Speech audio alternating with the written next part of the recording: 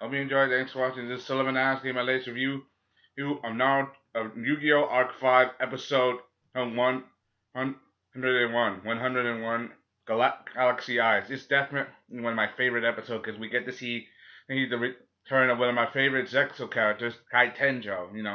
Anyway, this episode, it's definitely very gritty, very dark because Kai, when he made us introduce it, we had to see his new Galaxy Eyes. He completely blown away those three Academia duelists without nothing and turned them all into cards without hesitation. It's definitely very epic. Seeing how Yuya and his friends handle this is going to be very awesome. Anyway, let's get started. Number 5. Hi, meet Kai Tenju. Uh, Kai, he's not right, seeing how these guys, he knows that they're not from Hotline. He could tell that they're different. And so Kai doesn't see these guys as allies, even though they do talking, they talk, but he doesn't reason. Like the only way to determine whether you're friend or foe, is with a duel. So Sawatori, he steps up. He steps up the duel, up his duels, ups up his duel, seeing however, Kai, he's overestimating himself when he think he could take on someone like Kite and win. No, he's not easy. He's not. It's not that. Kite is not that easily an opponent. And to see. An opponent. Anyway, number 4 or the duel. Like right now, Sator he starts off. He does that thing action duel. Stuff like that. You remember from the original for the first part of Arc 5, how they would clash with each other when they use the action field. But they're in the Exceed dimension. Like this is a place of darkness, like depression. Academia all but wiped out all the smiles from people's hearts and the happiness. And Kite isn't the kind of guy who plays games, so he's not gonna follow along. And Sawatori is so brash with himself, he doesn't even notice this. I didn't notice this. Even though Gongen Zata gets involved and helps him out, even though he takes the intrusion penalty, he's overestimating himself. He's not the kind of person to deal with this. Kind of person who deals with simple games. Number 3. Cipher Wings. Cipher Wings are Kite's go-to. So far, the Kite's go-to monsters. How he does this. He does this so well. Like he plays this so well. Like even though he uses his cipher cards basically, like his whole strategy was using cipher. In the original Zexo, he depended on photon monsters, slowly summoning them out and building up their strength like light attribute creatures and using them, to boost up other creatures. Then offer up their power so he can summon his Galaxy Eyes Photon Dragon. In this version, he's using Cipher instead of Hyper monsters instead of Photon because it's different. It's not like Zexal. Zexal. It's shown that Yu-Gi-Oh, even though Yu-Gi-Oh Arc 5 isn't a part of the Yu-Gi-Oh franchise, it's a spin-off series. It's not canon to the others. It's just continuing story in a different way. It's a spin-off. It's definitely seeing how well even though they do their best in this duel. Has to do Goken, Zaka and Karatari, they work together to try to stop him. But Kai isn't the kind of person. He overwhelms them in certain ways. Even though they did fight back, he overwhelms him. He's slowly gathering measuring their strength as even though they try to do their best. Sawatori using his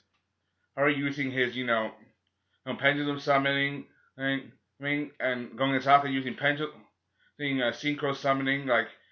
Kai, he uses he's trying to find a way to destroy the cards and wipe them all out, but using burn effects, while at the same time making sure he doesn't take any of the damage. He slowly wears down his opponent using force while trying to make sure he remains intact and doesn't take a lot of damage. Like strong defense, but also a strong offense that's also a strong defense. Like basically, and seeing how the way Kai handles them is definitely very good. Number 2, Yuto reemerges. Yeah,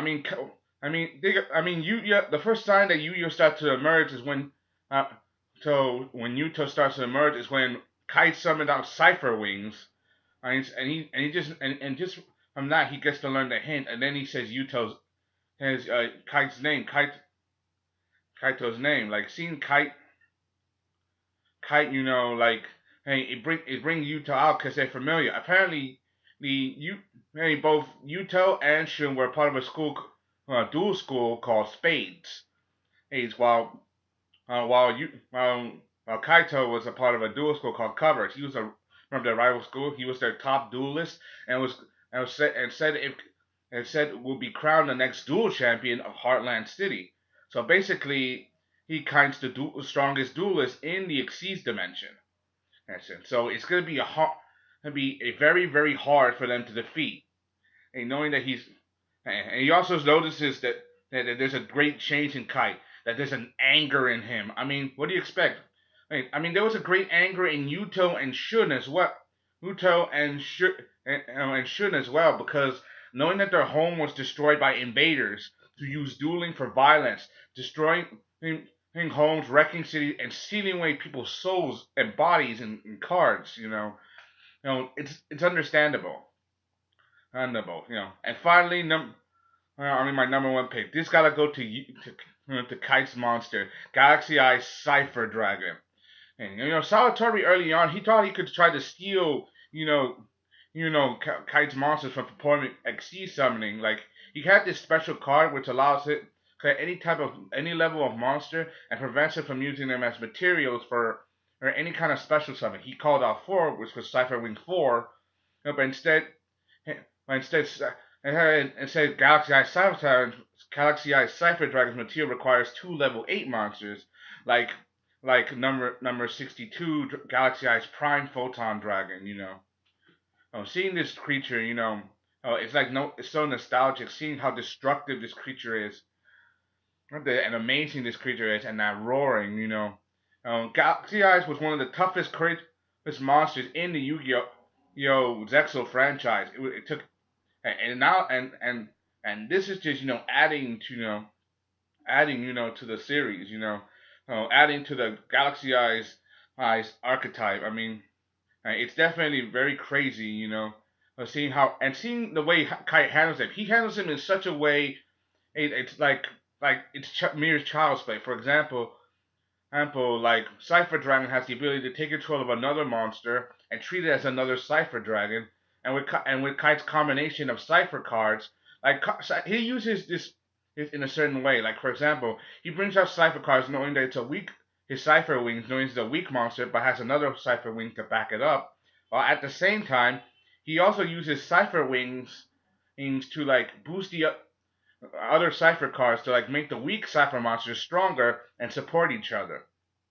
Basically, he uses his cards to support one another. Like kind of reminder of the way Black Feather like Crow does it.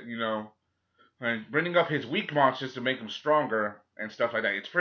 It's pretty cool. But seeing the way he overwhelms both Gogenzaga and Sawatori, they didn't stand a chance. I knew they didn't stand a chance from the start, but wow, this was so one-sided. This was a total OTK, one-turn kill. Oh, so fast it made your head spin. It made you wonder, did they even have a shot to begin with? And the answer to that question is no. And now it's Yuya's turn to take on Kite. And Kite said it best. You guys use strange cards and use messages that are not from here. You're not from Heartland. You're just invaders from another dimension. And so you're not my ally. You're my enemy. And seeing the look in Kite's eye, he said this. It was really assures them. Oh, I never said from the start that I was gonna be your ally. So, for right from the start, he was gonna hurt them and test their merit and see worthy, and they failed. Now it's up to Yuya to handle this. Can Yuya break through the Kite, right, and think of him as a friend? With Yuto inside of him, he may have a shot, but if he loses, then you're done for, man. You're gonna get turned to the card. So, and nothing will help you after that. Anyway, that's all I gotta say. Hope you enjoyed. Thanks for watching. Comment, subscribe. Thank you. This is Sullivan. And I was giving my latest review on Yu-Gi-Oh! Arc 5 episode 101, Galaxy Eyes. This was definitely one of my favorite episodes. Hope you enjoyed. Thanks for watching. Comment, subscribe. Thank you. Bye.